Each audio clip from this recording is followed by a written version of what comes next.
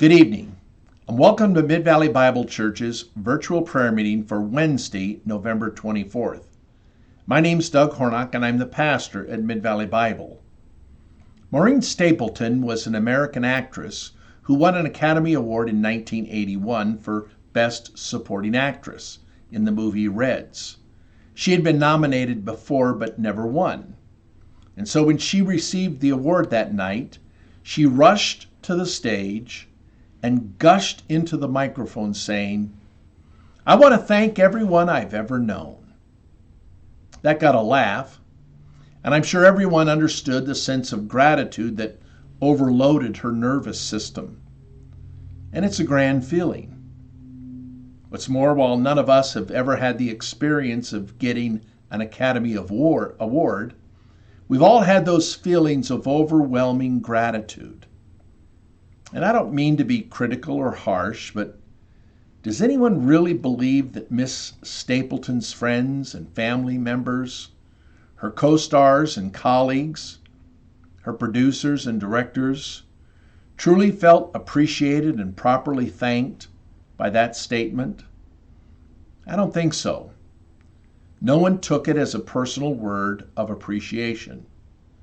Because impersonal, general, generic, one-size-fits-all thank yous do not do the job.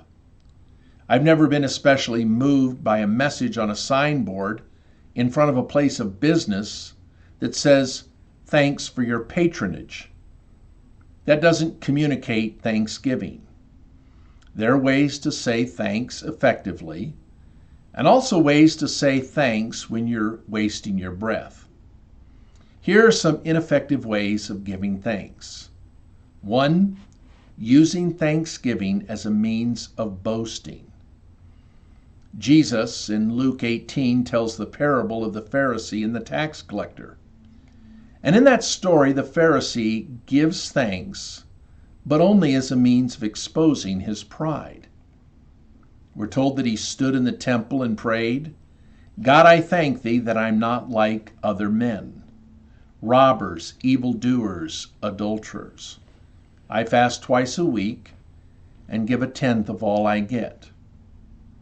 I want to suggest on this Thanksgiving Eve that as we give thanks for our well-being and that of our loved ones, we may unknowingly slip across that line into the minefield of pride and egotism. From praying, "Lord, thank you for my health," we begin to pray, "Thank you that I eat right, I exercise daily, and I work hard to take care of my health." From praying, "Thank you for my salvation," we begin to pray, "Thank you for saving me, for using me when I speak, for hearing my prayers, and for giving me the opportunity to speak this Friday at the rescue mission and teach Sunday school and lead the men's Bible study." Subtly but deadly ways of using thanksgiving as a means of boasting. Second, using only words when actions are called for. I think this is most clearly illustrated when a child of an alcoholic parent hears only the hollow words of love. That mom or dad makes all kinds of well-meaning vows and promises to the family about the future, but the children have long since learned to ignore such promises.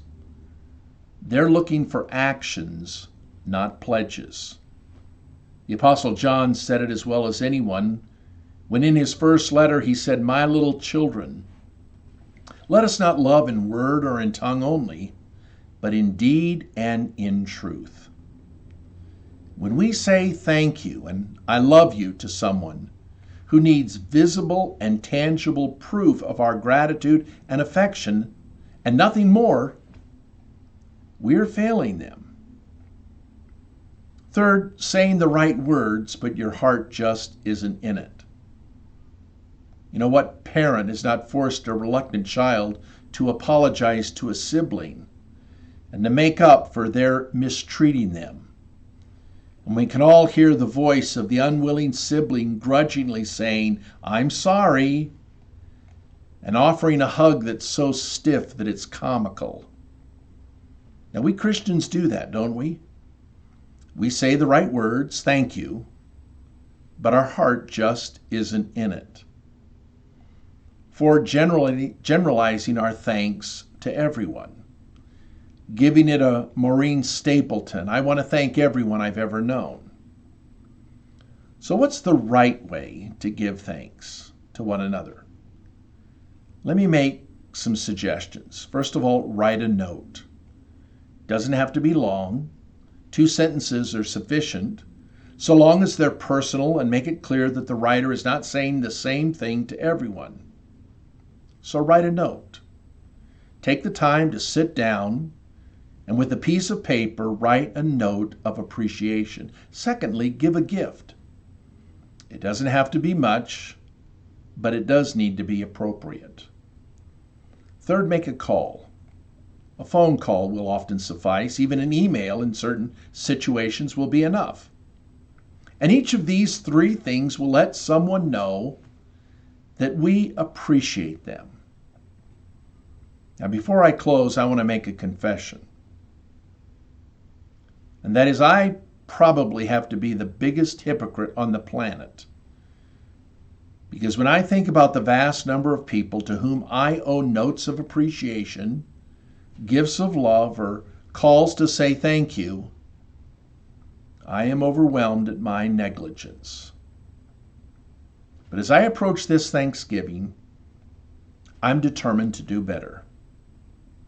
The lasting truth of all of this is that no one who is even slightly aware of his debt to so many around him or her will ever catch up on the task of giving thanks to those to whom he is indebted.